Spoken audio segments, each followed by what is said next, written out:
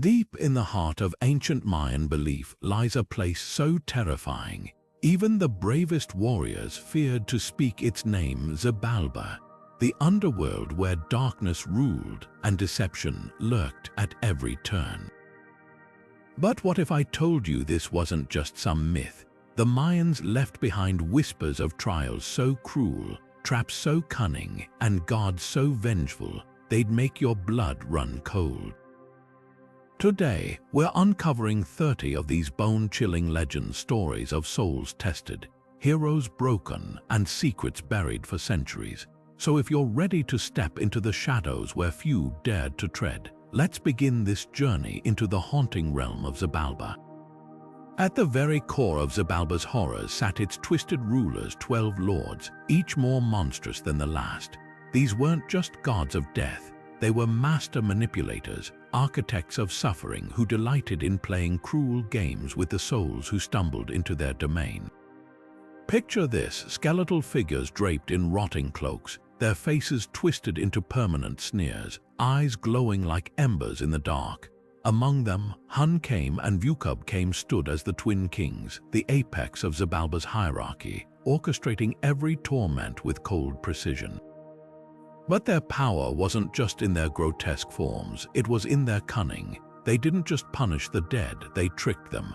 Imagine receiving an invitation to a grand feast, only to find the tables lined with knives, the wine replaced with bile. That was their specialty, luring victims with false promises, then watching as hope curdled into despair. And their cruelty had purpose. Every scream, every failed test fed their dominion, reinforcing the nightmare they built. So remember, if you ever hear whispers in the dark promising glory or mercy, think twice. In Xibalba, even the kindest offer could be a trap. Among the most legendary figures to ever challenge the Lords of Xibalba were the hero twins Hunahpu and Xbalanque. These brothers weren't just warriors, they were cunning tricksters, matching the underworld's deceit with brilliance of their own. Their story begins with vengeance. Their father, the god Hunahpu, had once ventured into Xibalba, lured by the Lord's challenge to a ball game only to be sacrificed, his skull hung from a tree as a trophy. But his sons wouldn't let that stand. Armed with wit and supernatural gifts, they descended into the darkness, ready to turn the underworld's games against itself. The trials they faced were nightmares brought to life. First came the Razor House, a chamber lined with blades that moved on their own, eager to slice intruders to ribbons. Then the Cold House, where breath turned to ice and bones shattered from the chill. Yet the twins had a secret weapon, not brute strength but cleverness. When the lords offered them cigars and torches to hold, expecting them to burn alive, the twins replaced the flames with firefly lights, fooling their enemies.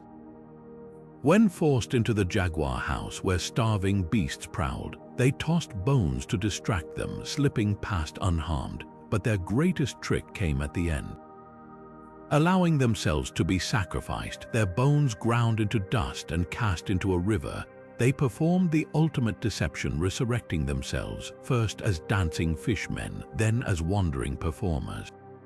In disguise, they entertained the Lords of Xibalba with miracles, burning homes and restoring them, sacrificing a dog and bringing it back to life. Blinded by arrogance, the death gods demanded the same act be done to them.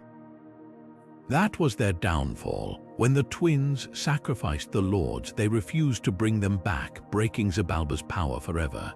The lesson: in a realm built on lies, sometimes the sharpest weapon is the truth wrapped in a trick. One of the most horrifying trials in Xibalba wasn't just about physical pain, it was psychological warfare.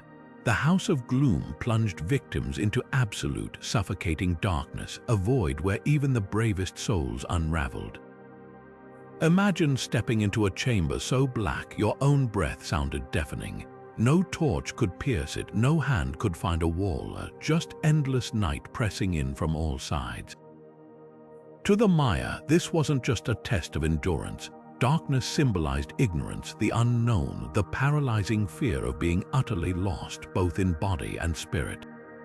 And that was the point. The Lords of Xibalba didn't just want suffering, they wanted collapse. Without light, time distorted, minutes felt like years. Whispers, whether real or imagined, slithered through the black, feeding paranoia. Some legends say victims clawed at their own skin, desperate to feel something, anything. Others describe how the darkness seeped into the mind, eroding sanity until even memory dissolved. But there's a deeper layer here. In Mayan cosmology, shadows weren't just absence, they were alive, a realm where spirits and omens thrived. The House of Gloom forced souls to confront their deepest dread, that the afterlife wasn't just punishment but eternal disorientation. No sun, no stars, no way forward or back. It was a prison for the psyche, proving Xibalba's cruelest truth sometimes. The greatest torment isn't what they do to you, but what they leave you alone with. If the House of Gloom shattered minds, the House of Cold was designed to destroy bodies.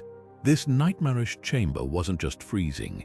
It was a place where the air itself turned to knives, where each breath felt like swallowing shattered glass.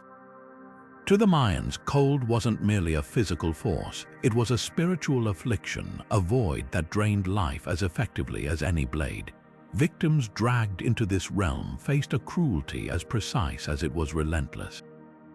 Frostbite blackened limbs within seconds, blood thickened to slush in veins. Even the bravest warriors, hardened by battle, would crumple into silent, shuddering heaps as their very warmth was stolen from them.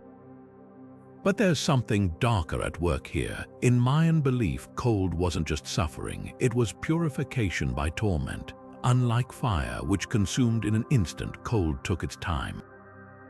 It forced those trapped inside to feel every agonizing moment of their own unraveling, a slow erasure of self, and yet buried in this horror is a paradox. Some legends suggest a twisted purpose behind the House of Cold. Just as ice preserves, so too might this trial have been meant to strip away weakness, leaving only the resilient. Few survived, but those who did emerge changed, not just hardened, but hollowed, as if the cold had scoured away everything but the bare essence of their spirit.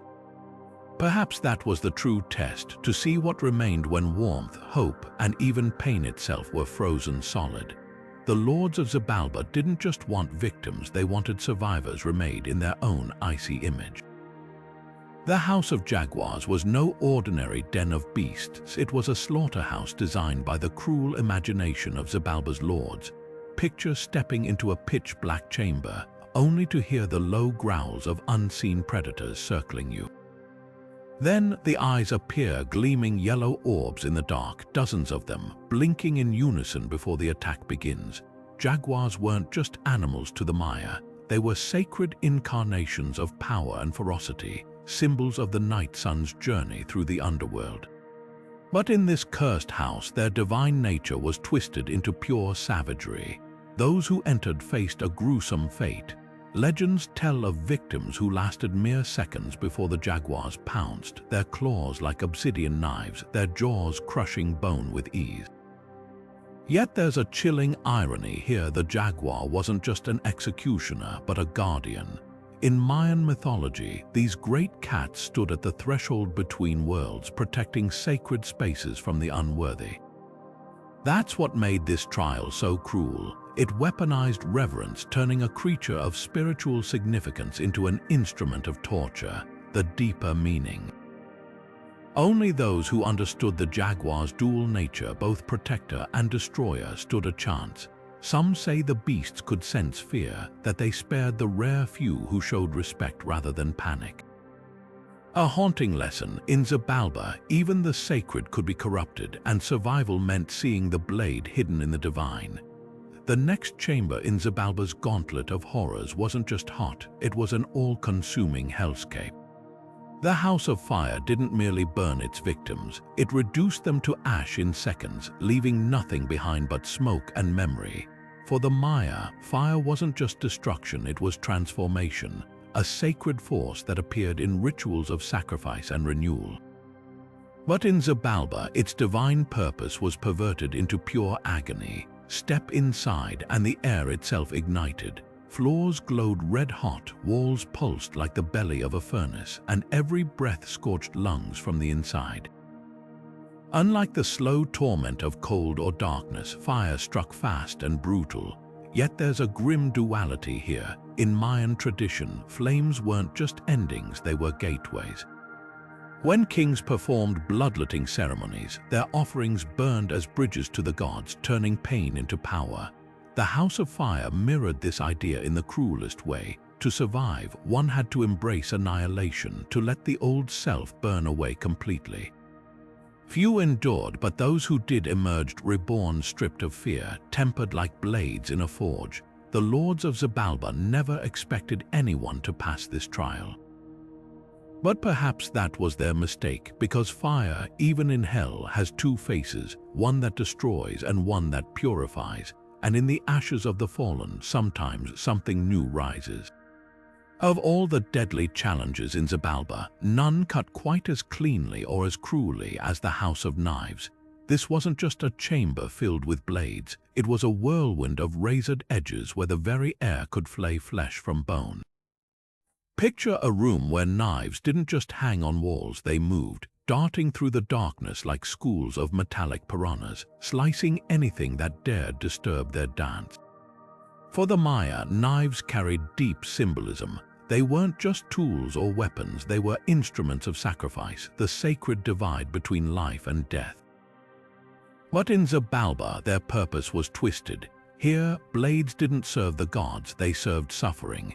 The House of Knives embodied the underworld's merciless efficiency, no elaborate traps, no psychological torment, just the brutal simplicity of steel meeting skin. Yet there's a haunting duality to this legend. Some accounts describe the knives as almost sentient, seeking out weakness, drawn to hesitation. Those who charged in blindly were shredded instantly, while others, rare survivors, claimed the blades parted for those who moved with ritual precision, as if performing a sacred dance. Was this trial just mindless violence, or was it a grotesque reflection of Mayan beliefs? That even in death, there were rules, that the line between destruction and passage could be as sharp as the edge of a knife. One thing's certain, in Xibalba, punishment wasn't just about pain. It was about balance. The House of Knives didn't just kill, it judged, separating the reckless from the reverent with every calculated slash. And for those who failed, their screams didn't echo, they were silenced midair, severed as cleanly as their fate. The House of Bats was no ordinary cave, it was a hellish chamber where the very air pulsed with the sound of leathery wings and razor-sharp fangs.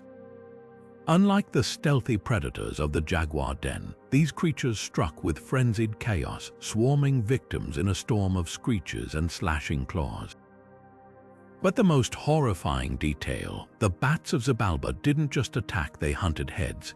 Legends tell of warriors stumbling into the darkness, only to feel a sudden rush of wind before their skulls were torn clean from their shoulders. Yet for the Maya, bats held a strange duality. They weren't just demons of the underworld, they were symbols of rebirth. In Mayan art, bats often appeared as deities bridging life and death, their upside-down roosting echoing the inverted nature of the underworld. Some myths even depict them as guides, leading souls through the darkest passages of Xibalba. If those souls proved worthy, this trial wasn't just about survival. It forced the desperate and the doomed to confront a deeper truth. In Mayan belief, destruction and renewal were two sides of the same blade. To face the bats was to stand at the threshold of transformation, where one's old self might be ripped away, making room for something new. But beware, not all who entered emerged whole. Some left only as whispers, their stories carried on the wings of the creatures that devoured them. Among all the horrors of Xibalba, none carried the weight of ritual like the blood sacrifice trials. This wasn't random violence, it was a grim ceremony, a twisted echo of sacred offerings made to the gods above. The lords of the underworld didn't just crave suffering, they demanded worship in red. Picture a darkened hall where trembling visitors were led before stone altars, their hands bound not by rope but by dread. The blades glinting in the torchlight weren't mere tools, They were conduits transforming agony into power for the death gods. To the Maya, blood wasn't just life, it was currency. Kings and priests spilled their own in rituals to nourish the cosmos, believing each drop strengthened the bonds between worlds. But in Xibalba, that sacred act became perverted. Here, blood flowed not to sustain creation, but to feed the Lord's insatiable hunger. Victims weren't volunteers, they were playthings, forced to slit their own tongues or pierce their flesh with obsidian spikes while the death gods watched cold and grinning. Yet buried beneath the brutality lay a cruel irony. Some legends whisper that these trials weren't just about torment, they were a warped test of devotion. The Lord sought those rare souls who'd offer their pain willingly, turning sacrifice into defiance. A few stories tell of visitors who pressed the blade deeper, meeting the gods' eyes as they bled, and in that moment the altars trembled. Even in hell, the Maya believed there was power in surrender, but only if it was on your own terms. The Lords of Xibalba didn't just torture souls, they turned their suffering into sport. Imagine a ball court not of grass and cheers, but of blood and echoes, where every bounce of the rubber ball carried the weight of fate. This was the Ballgame of Death, the ultimate wager between mortals and gods, where losing didn't mean defeat, it meant decapitation. To the Maya, the ballgame wasn't just recreation, it was a sacred reenactment of cosmic battles. The court mirrored the heavens, the ball symbolized the sun's perilous journey through the underworld, and players became warriors fighting for the very order of existence. But in Xibalba, that spiritual contest became a perverted spectacle. The rules were rigged from the start, blades hidden in the walls, the ball filled with spikes, the goals placed just out of reach. And when the inevitable defeat came, the victors didn't just claim glory, they claimed heads. Yet beneath the brutality lay a chilling truth. Some scholars believe these games weren't mere cruelty, but dark reflections of real Mayan rituals. On Earth, ballgame losers weren't always sacrificed, but their fate was seen as an honorable offering to the gods. Xibalba's version stripped away that reverence, revealing the raw hunger of deities who played not for balance but for pleasure. A twisted lesson. In the underworld, even the sacred could become a slaughterhouse, and every game was fixed before the first serve. Xibalba's lords didn't wait for souls to stumble into their realm. They lured them in with honeyed words and cruel deception. Imagine receiving an invitation to a grand feast, etched on pristine bark paper, promising honor, riches, or even the return of lost loved ones. The script flawless, the seals stamped with what looked like royal insignias. But here's the catch, every word was a lie. These invitations were masterpieces of psychological warfare, tailored to exploit the deepest desires of their victims. A grieving father might be promised a reunion with his slain son. A warrior could be offered a chance to prove his strength in legendary battles. Even the wisest shamans weren't immune. Some were baited with whispers of forbidden knowledge, only to find the library they sought was a prison in disguise. The Lords of Xibalba understood something primal. Hope is the sharpest hook. One account tells of a merchant summoned to trade priceless jewels, escorted by spectral guides through lush, illusory gardens. By the time he realized the gems were shards of bone and the gardens were crawling with thorns, the gates had already sealed behind him. Another legend describes a healer drawn in by promises of a cure for her village's plague, only to discover that medicine was a vial of venom and her patients were already among the dead. What makes these deceptions so chilling isn't just their creativity, it's the precision. The lords didn't cast wide nets, they crafted each trap to fit the victim's soul like a key in a lock. And once the bait was taken, the rules changed. Hospitality became torment, feasts turned to rot, the promised reunion, a shape-shifting demon wearing a loved one's face, peeling it away with a laugh. The lesson was clear. In Xibalba, trust was the first thing to die. Yet buried in these horrors is a grim irony. Some scholars suggest these invitations weren't just about cruelty, they were tests. A handful of legends speak of rare visitors who saw through the ruse, who played along until they could turn the Lord's games against them. But for most, the realization came too late. The true genius of Xibalba's deceptions, they made the doomed complicit in their own undoing, walking willingly into the dark with hearts full of hope right up until the moment the darkness swallowed them whole. In the silent hour between midnight and dawn, when even the jungle held its breath, the people of the Maya knew to listen for wings, not the flutter of bats or the rustle of birds, but the slow, deliberate beats of Xibalba's messenger owls. These weren't ordinary creatures. Their feathers shimmered with an unnatural sheen, their eyes glowing like dying embers. To spot one perched on your roof was an omen more terrifying than any nightmare. These spectral birds served as the underworld's heralds, crossing the veil between worlds to deliver warnings or condemnations. Some legends say they carried the voices of the dead, whispering the names of those soon to join them. Others describe how their screeches mimicked human screams, replaying the final moments of souls already lost to Xibalba, but their most chilling role. They were scouts for the Lords of the Underworld, circling villages like vultures over prey, selecting the next victims for the Death God's games. Yet there's a haunting duality to these creatures. In broader Mayan culture, owls weren't just harbingers of doom. They were symbols of wisdom and guardians of sacred knowledge. The very same birds that warned of death also guided shamans through spiritual journeys. This paradox lies at the heart of Xibalba's cruelty. Even the emissaries of the underworld wore masks. A messenger owl might arrive as an omen of terror, or as a test, offering a chance to avert fate if the observer proved clever enough to decipher its true purpose. One account tells of a village elder who, upon hearing the owl's cries, ordered a ritual feast to be laid out not in fear, but as an offering. By dawn, the birds had vanished, and the sickness stalking the town lifted like a curse undone.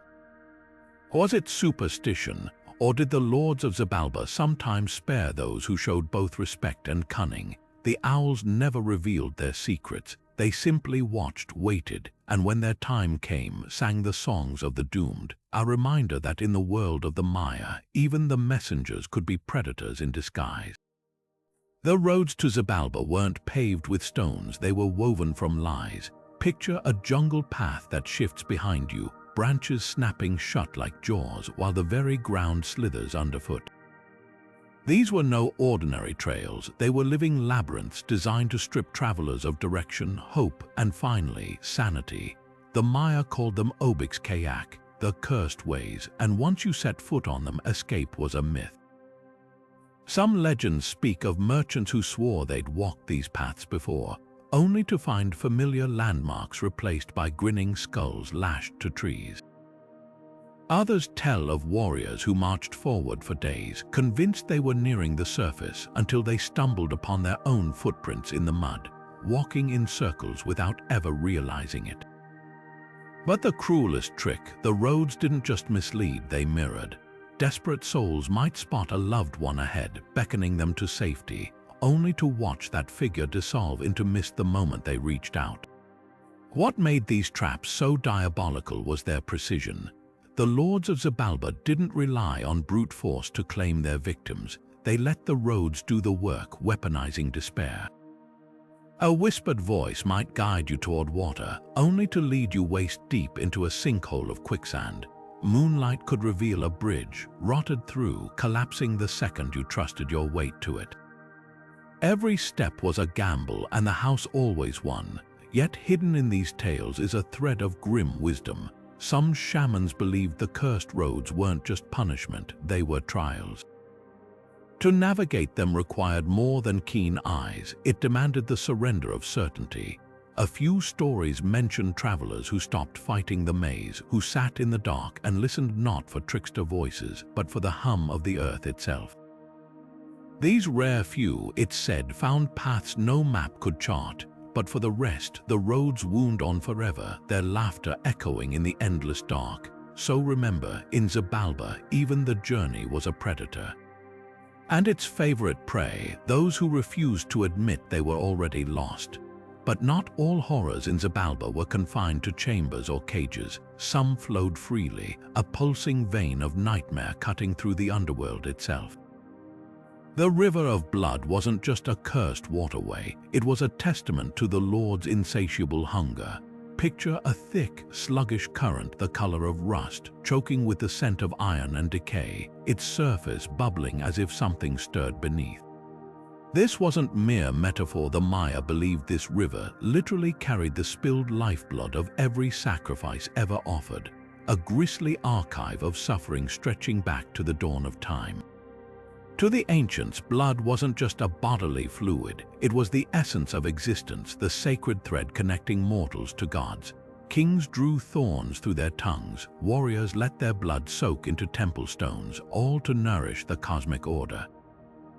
But in Xibalba, that reverence twisted into something monstrous. Here, blood wasn't given willingly, it was stolen, pooled into this endless river to feed the underworld's machinery. Yet there's a chilling duality to this legend. Some accounts claim the river wasn't just a dumping ground, it was a conduit. Souls attempting to cross it would find themselves wading through the very essence of their ancestors, their own limbs growing heavier with each step as the current whispered forgotten names. Others describe spectral hands breaking the surface, grasping at the living, begging for company in the depths. What makes this horror so unsettling isn't just the gore, it's the symbolism. The Maya saw blood as cyclical, a substance that could both end life and sustain it. But in Xibalba's river, that cycle shattered. Here, blood flowed only one way, downward forever, carrying with it every drop of hope the underworld had yet to extinguish. A grim reminder that in the land of the dead, even the sacred could drown. Imagine walking through the gloom of Xibalba when suddenly laughter, not from some hidden creature but from the walls themselves. There, mounted on spikes, grinned severed heads, their hollow eyes tracking your every move. These weren't just decorations, they were the talking heads, Xibalba's cruelest jesters, armed with riddles that could unravel even the sharpest minds. For the Maya, severed heads carried deep significance beyond terror. Warriors displayed them as trophies, believing they captured the essence of fallen foes. Kings kept skulls of ancestors as sacred relics, bridging the living and the dead. But in Xibalba, this tradition warped into something grotesque. The heads weren't silent symbols, they jeered, taunted, and toyed with visitors, twisting wisdom into traps. Some whispered impossible questions. What walks on 4 legs at dawn, 2 at noon, and 3 at sunset? Answer correctly, and the head might point you toward safety. Answer wrong, and its laughter would summon the Lord's minions. Others spat insults designed to provoke, knowing rage made visitors reckless in a realm where patience meant survival. What makes these heads so chilling isn't just their malice, it's their duality. Like Mayan oracle priests who spoke for the gods, they wielded words as weapons. But where priests guided, the heads ensnared. A few legends even suggest some were once heroes themselves, their skulls cursed to serve the very lords they defied. A grim reminder, in Xibalba, even victory could become punishment and the dead never stopped fighting. So next time you hear whispers in the dark, listen closely. The difference between a riddle and a death sentence might hang on a single word. Deep in the bowels of Xibalba, where screams echoed like wind through canyon walls, worked a caste of beings too twisted to call mere torturers. They were the demon surgeons, architects of anguish who treated flesh like clay and souls like broken tools to be repaired. These weren't mindless brutes, they were meticulous, almost scholarly in their cruelty, conducting procedures so precise they bordered on sacred. Picture long-fingered figures in blood-stained aprons, their masks stitched from human skin humming as they worked. Their techniques defied mortal understanding. Some victims were flayed alive, not to kill, but to study how long a spirit could endure before unraveling. Others had their bones hollowed out and filled with scorpions, their veins injected with liquid obsidian that crystallized under the skin like dark veins of fatal jewelry. The surgeons documented everything not in ink but in scars, etching their findings directly onto the bodies of their subjects. But here's the horrifying twist: these mutilations weren't random. The Maya saw the body as a microcosm of the universe, each limb, each organ tied to cosmic forces. By dismantling it piece by piece, the surgeons weren't just inflicting pain. They were conducting blasphemous experiments on creation itself. A liver removed here might symbolize stealing the warmth of the sun. A tongue split down the center could mock the sacred duality of life and death. Few legends survive of those who endured these butchers and escaped. Those that do speak of survivors left with invisible wounds, souls stitched back together wrong, forever feeling the cold pinch of spectral fingers adjusting their seams. A grim testament to Xibalba's most chilling truth: some horrors don't just break you, they remake you. The cruelest trick in Xibalba wasn't the blades, the darkness, or even the bloodshed, it was the doors. Not locked gates or barred passageways, but perfect gleaming exits that swung open at just the right moment, only to reveal deeper horrors beyond. This was the illusion of escape, the Lord's masterstroke in psychological torment. Imagine crawling through the House of Knives, flesh shredded but alive, when suddenly light, fresh air, a path leading upward toward familiar jungle sounds. Your heart soars as you stumble forward, only for the sky to peel away like rotten bark, unveiling another cavern 10 times vaster where the real torture waited. Take the story of the warrior Ekbalam, who fought through bat swarms and freezing winds to reach a vine-covered tunnel. As he climbed, the heat of the surface seemed to greet him until the vines coiled around his ankles, yanking him into a pit filled not with spikes, but with replicas of his slain family, their waxen faces melting as they begged him to join them.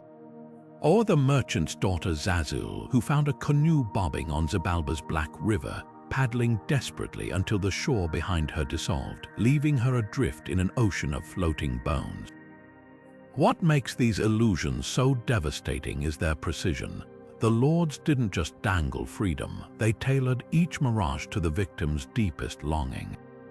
A grieving mother might spot her child's silhouette beckoning from a sunlit archway. A disgraced king could find his throne waiting atop a golden stair. The moment their fingers brushed salvation, the trap snapped shut. But here's the twist buried in these nightmares. Some shamans believed these false exits served a darker purpose than mere cruelty. By letting souls almost win, the Lords amplified their despair tenfold, proof that in Xibalba, hope wasn't just stripped away. It was weaponized, turned against the desperate like a blade pressed to their own throat. Because nothing breaks a spirit faster than letting it believe for one shimmering moment that it's already free. In Xibalba, even reality couldn't be trusted. The Lords didn't just rule the underworld, they wore it like a mask, morphing into whatever form would cut deepest into a victim's resolve. One moment, you might be greeted by a beloved sibling, their arms outstretched in relief, only for their skin to slough away, revealing the grinning skull of a death god beneath. These weren't mere illusions, they were psychological ambushes tailored to exploit every weakness. Take the story of the hunter Tohil, who stumbled into a moonlit clearing to find his long-dead wife cradling their infant son. Her voice, her scent, even the scar on her wrist from old cooking burns, every detail flawless. It wasn't until she pressed the child into his arms that he noticed its breath smelled of rot and the tiny fingers gripping his were bone. By then, the ground beneath him had already turned to quicksand, the woman's mournful wails warping into the laughter of Xibalba's lords as they watched him sink. But shape-shifting wasn't always about horror. Sometimes it was strategy. The Maya revered animals as spiritual guides, and the lords weaponized that reverence. A dying traveler might spot a majestic quetzal bird perched nearby, its emerald feathers a beacon of hope, only to realize too late its beak was curved like a sacrificial knife. Even predators weren't safe. Jaguars with human eyes lured warriors into ambushes, while serpents hissed in the voices of priests, reciting corrupted prayers to disorient the faithful. The cruelest trick, some disguises held kernels of truth. Legends tell of a mother who followed a sobbing child's voice through the dark for days, certain it was her lost daughter. When she finally found the source, it was her child, or what Xibalba had left of her. The lords didn't just mimic loved ones, they hollowed out memories, turning sacred bonds into hunting grounds. A brutal lesson: in the underworld, the face of your deepest love might just be the last thing you ever see. Deep in Xibalba's winding labyrinth lay a horror that didn't need blades or beasts to break its victims, it used sound. The whistling caves weren't just hollow chambers, they were living instruments of torment, where every gust of wind carried voices that didn't belong to the living. Step inside, and the air itself seemed to vibrate with whispers, some pleading, some laughing, others screaming in languages no mortal throat could shape. To the Maya, sound wasn't just noise, it was sacred. Chants echoed prayers to the gods, drums replicated the heartbeat of the earth, and flutes mimicked the songs of birds believed to carry souls to the afterlife. But in these caves, that reverence soured into nightmare. The whistling wasn't random, it mirrored the exact pitch of human speech, warping into recognizable words the longer you listened. A warrior might hear his mother calling his name from the shadows. A priest could catch fragments of his own forgotten prayers, twisted into blasphemies. The true terror: these weren't illusions. The Maya believed the caves channeled the voices of the dead, not as echoes, but as hungry spirits trying to drag the living into their chorus. Some legends speak of visitors who covered their ears, only for the whispers to slither into their minds anyway, growing louder until they drowned out their own thoughts. Others went mad trying to answer the voices, chasing phantoms deeper into the tunnels until they vanished without a trace. Yet buried in this horror is a chilling duality. A few shamanic texts suggest the caves weren't purely malevolent, they were thresholds. To endure their song without unraveling was to prove one's strength against the pull of the afterlife. Those rare souls who emerged intact claimed the voices eventually harmonized into something almost beautiful, a dirge for the departed, sung by Xibalba itself. But for most, the caves didn't just steal sanity. They dissolved the line between listener and lament, leaving behind only another wailing note in the underworld's endless symphony. After the cacophony of the whistling caves, Xibalba offered no respite, only a narrow, glistening path suspended over nothingness. The Bridge of Spines wasn't just a crossing, it was a butcher's blade disguised as a passage, each step a gamble with flesh.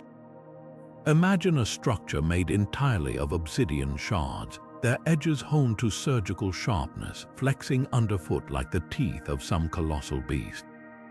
One misstep, and you weren't just wounded, you were pared, stripped down to the bone by the underworld's relentless hunger.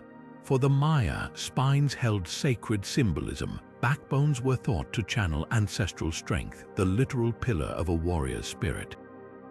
That's what made this trial so perverse. The bridge didn't just test physical endurance, it mocked the very idea of resilience. Those who attempted to crawl across might lose fingers to the jagged gaps between the blades.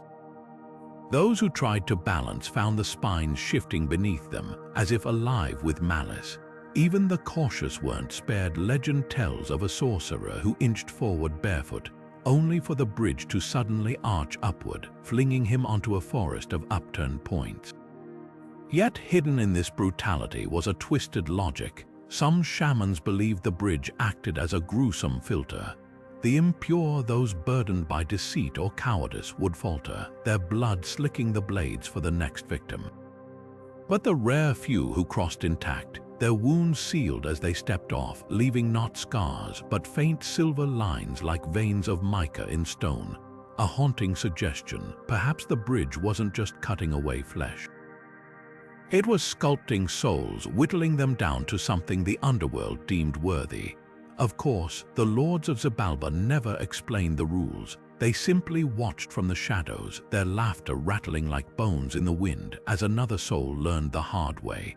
In the land of the dead, every path is paved with knives, and mercy is just another edge waiting to slice. Amid the barren horrors of Xibalba, one place stood out not for its cruelty, but for its cruel beauty, the Garden of Torment.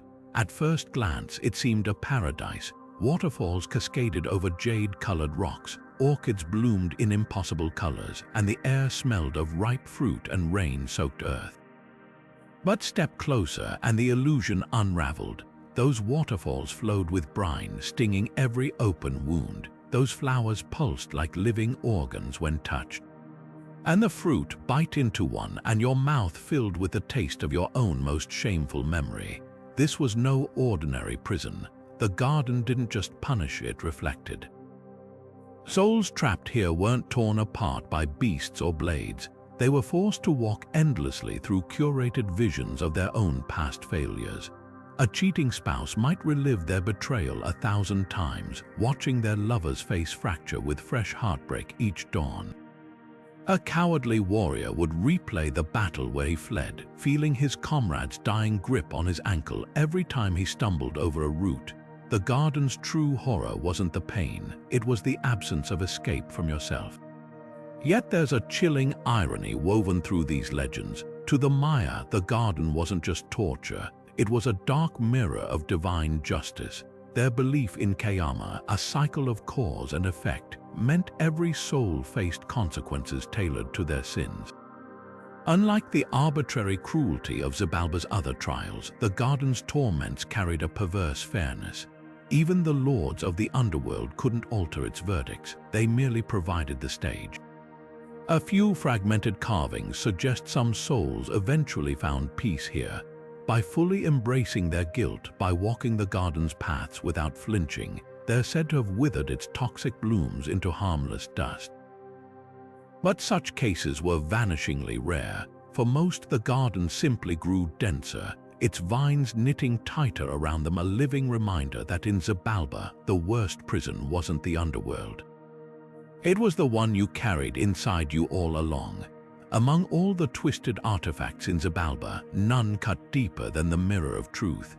This wasn't some ordinary glass, it was a cursed slab of polished obsidian, its surface swirling with smoke that parted only when a soul dared to gaze upon it.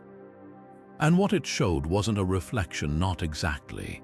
It peeled back every layer of deception, every carefully buried sin, and held them up like rotting trophies for the viewer to confront. The Maya believed mirrors weren't just tools for vanity. They were portals to hidden realms, devices used by shamans to commune with spirits. But in the underworld, that sacred purpose warped into something merciless. The mirror of truth didn't just reveal mistakes, it magnified them. A thief might see every stolen object they'd ever taken, now dripping with phantom blood. A liar would watch their words materialize as serpents, slithering back to choke them.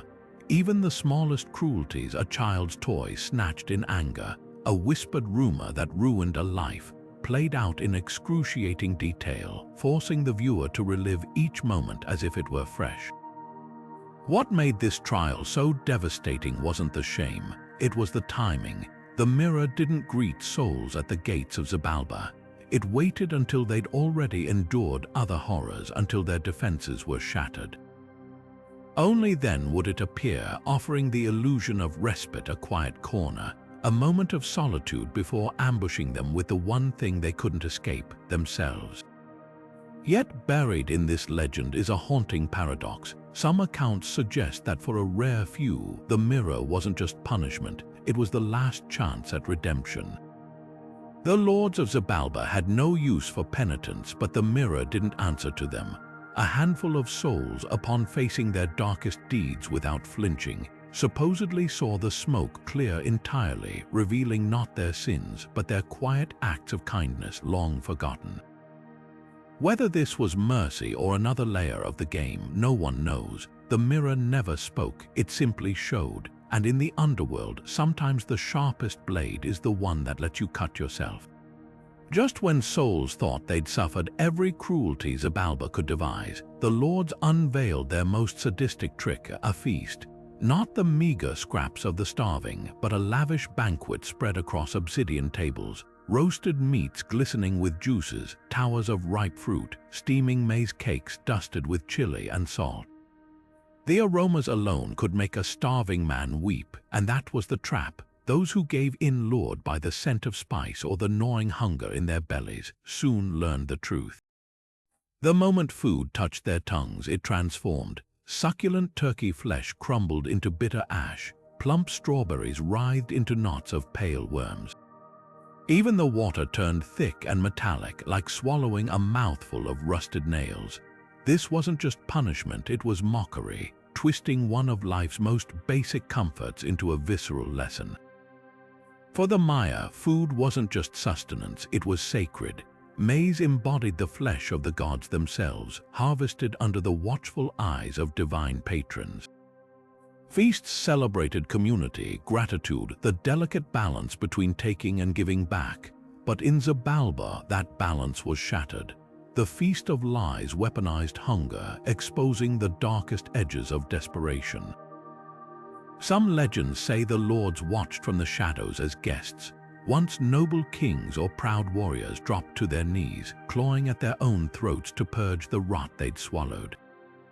Yet hidden beneath the horror lay a warning older than the underworld itself.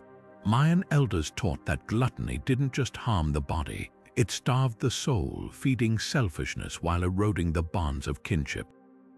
The Feast of Lies wasn't random torment, it was cosmic justice served on a poisoned platter, a reminder that in Xibalba even hunger could be a judge. And its verdict was always the same: the greedy don't just lose their meals, they lose themselves. Among all the horrors lurking in Xibalba's shadows, few were as unnerving as the ones who didn't act alone, the puppeteer demons. These grotesque entities didn't just torment souls, they hijacked them, turning the dead into macabre playthings. Picture a hunched figure with spindly, elongated fingers, each joint twitching as if pulling invisible strings, and beneath them lifeless corpses jerked upright, limbs snapping into motion like broken dolls.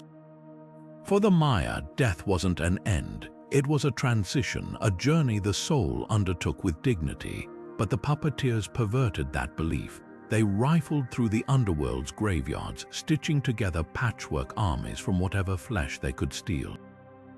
Some corpses still bore the wounds that killed them, gaping sacrificial cuts, jaguar-mauled throats, yet their empty eyes burned with the puppeteers' sickly glow as they shambled forward. What made these demons truly chilling wasn't just their desecration, it was their cruel creativity. They didn't just animate the dead, they weaponized memories. A grieving widow might recognize her husband's face contorted into a mocking grin. A fallen warrior's comrades could watch his reanimated corpse reenact his dying moments for sport. Even in Xibalba, where suffering was routine, the sight of a loved one's hollow shell being paraded like a puppet crossed some unspoken line. Yet buried in this horror was a twisted lesson. The Maya believed the body was merely a vessel, what mattered was the soul's journey. The puppeteers, in their own grotesque way, proved it. Their victims weren't truly there, they were just clay in the hands of something far worse. A reminder that in Xibalba, even the dead weren't safe because the underworld's cruelty didn't stop at the grave. It dug deeper. Even in death, some souls of Xibalba knew no rest, only the pounding of their own phantom feet as they fled the eternal hunt. Picture an endless obsidian forest where the trees scream when touched, where shadows move faster than light, and where the unlucky become quarry for creatures that never tire. The prey, lost souls who'd escaped other trials only to find themselves running forever. The hunters, once mortal warriors, now twisted into skeletal figures with ember-filled eyes, their arrows tipped with venom that didn't kill, just made running hurt more. This wasn't random savagery, it was a grotesque echo of Mayan beliefs about the afterlife. Just as the sun god Kinish-Ahau fought his way through the underworld each night to be reborn at dawn, these hunted souls endured their own relentless cycle. But where the sun found renewal, they found only repetition, tripping over the same roots, hearing the same horn blast signaling the hunt start, feeling the same terror fresh each time like a wound that refused to scar. Yet there's a chilling duality here. Some carvings suggest the hunters weren't just tormentors, they were guides in the cruelest sense. By forcing souls to relive their flight, they exposed every hesitation, every cowardly glance backward. A few fragmented prayers even speak of rare souls who finally stopped running, who turned and faced their pursuers, and in that moment the forest fell silent. Whether they found freedom or a new kind of torment, the texts don't say. But one truth remained: in Xibalba, even escape was just another trap wearing a different face. Of all the torments in Xibalba, none trapped souls as insidiously as the Labyrinth of Regret, a winding prison where the walls weren't made of stone but of memory. Picture a corridor that shifts with every step, its surfaces slick with phantom reflections of choices you wish you could undo, that careless word spoken in anger. It loops endlessly ahead of you. The moment you turned away from someone in need, it materializes as a locked gate blocking your path. This wasn't just a maze, it was a hall of mirrors designed to fracture the spirit with its own worst moments, magnified and inescapable. The Maya understood regret as a shadow that could outlast the body, an untended wound festering long after death. That's why the Lords of Xibalba tailored this labyrinth not to punish but to paralyze. Wanderers would spot alternate versions of themselves down branching paths, living the lives they could have had if only they'd acted differently.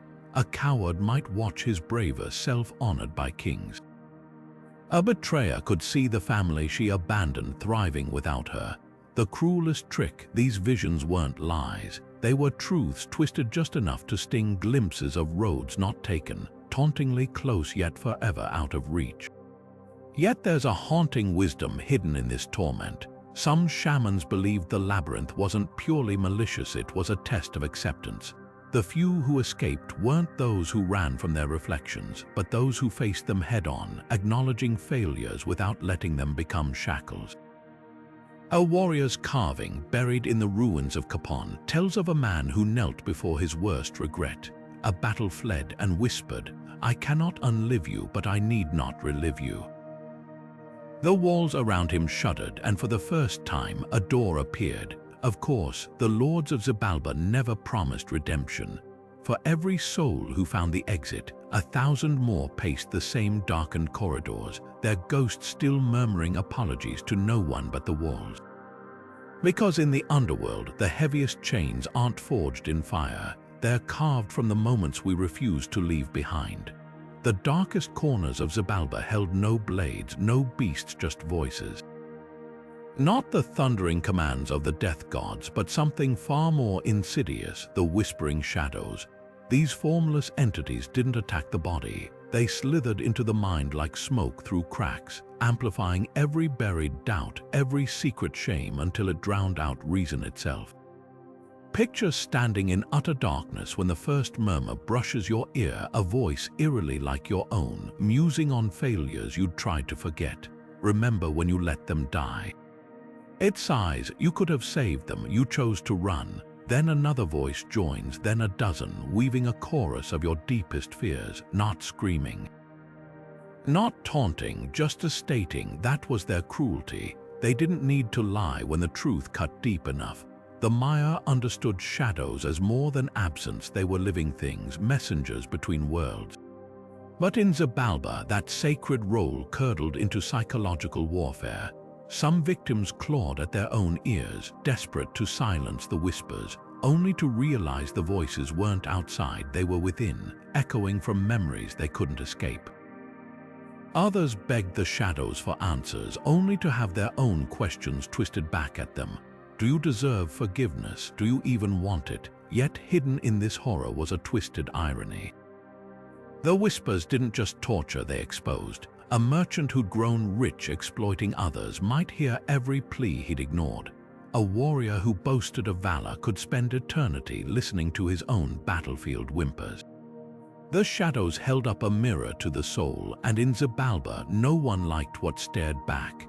A few shattered survivors claimed there was a way to endure, not by fighting the voices, but by letting them pass like storms. One fragment of an ancient hymn describes it: "The shadow speaks, but the heart need not answer." but for most, the whispers never faded. They simply became the sound of the underworld itself, a relentless murmur proving that in Xibalba, the loudest screams were the ones no one else could hear. Beneath Xibalba's caverns, where the air hummed with unnatural energy, lurked horrors that defied nature itself, the clockwork scorpions. These weren't living creatures, but chittering constructs of obsidian and bronze, their segmented tails bristling with needles that dripped a venom like liquid shadow.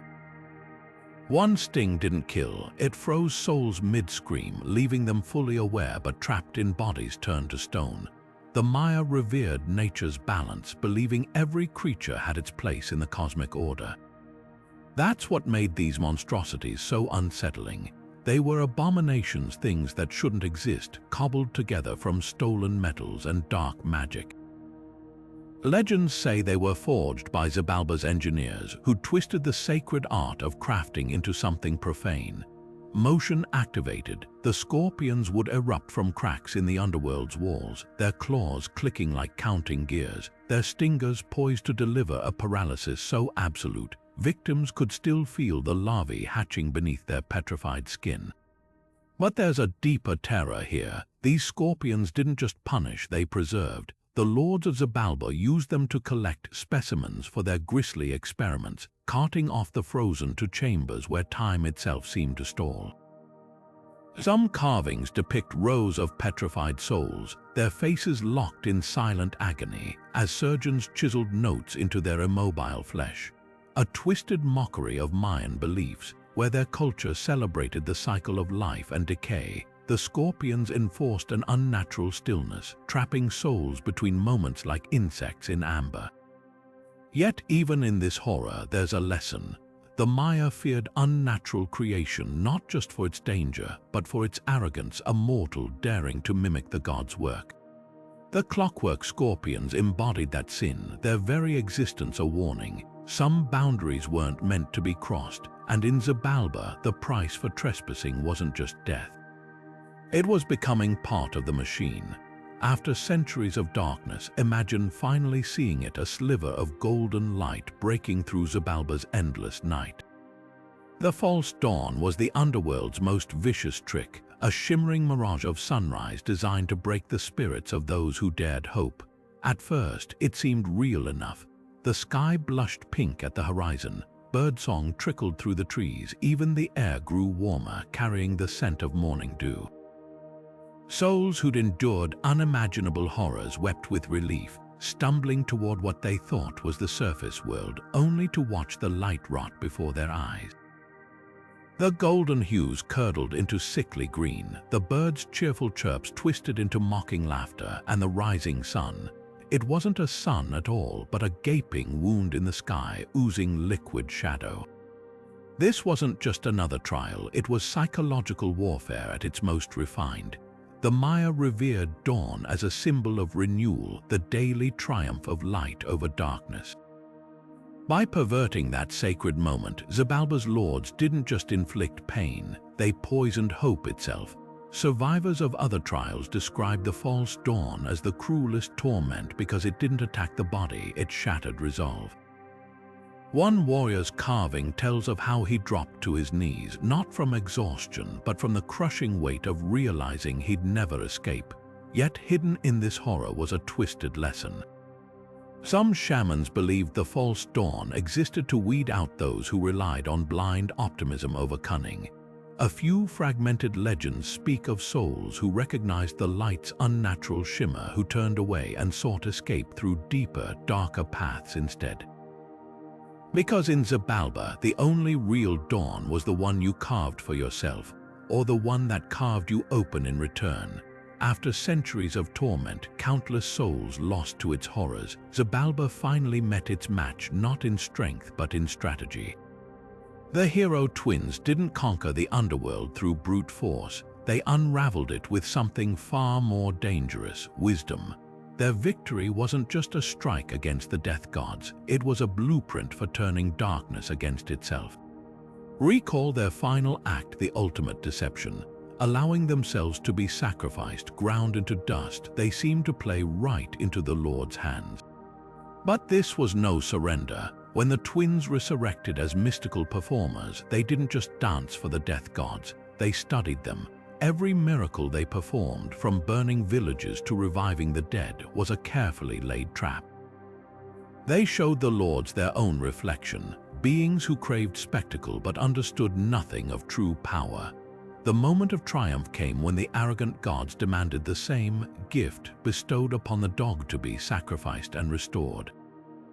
That was their fatal miscalculation. The twins obliged, but when the knife fell, they simply walked away. No resurrection, no grand finale, just silence. For the first time in eternity, Xibalba's architects became victims of their own hunger for control. What makes this legend timeless isn't the victory itself, but the lesson woven into its bones. The Maya revered balance, light and dark, life and death, but Xibalba's lords had tipped the scales into tyranny. The twins restored equilibrium not by destroying evil, but by revealing its weakness. Arrogance blinds even gods. Their story echoes beyond myth, reminding us that the greatest battles aren't won with fists or blades, but with the quiet, unshakable cunning of those who refuse to play by the rules of their oppressors. And so, the underworld's reign of terror ended not with a cataclysm, but with a whisper, proof that in the end, no darkness is so absolute it can't be outwitted. So there you have it, 30 bone-chilling legends from the depths of Xibalba, where every shadow hid a new nightmare and even the gods played cruel games. But these stories weren't just meant to terrify. For the Maya, they served a deeper purpose, a warning about arrogance, a lesson in humility, and a reminder that even in the face of darkness, cunning and courage could tip the scales. Whether it's the puppeteer demons twisting the dead into puppets or the false dawn luring souls with poisoned hope, each legend peels back another layer of this complex underworld, revealing a culture that understood fear but also respected its power. Now I want to hear from you. Which of these legends sent shivers down your spine? Was it the psychological torment of the whispering shadows or the brutal precision of the House of Knives? Maybe you've got your own theories about Xibalba. Could there be undiscovered trials waiting in the shadows? Drop your thoughts in the comments, and don't forget to share this journey with anyone brave enough to step into the underworld. After all, the best way to keep these stories alive is to pass them on. Just make sure you leave a light on when you do.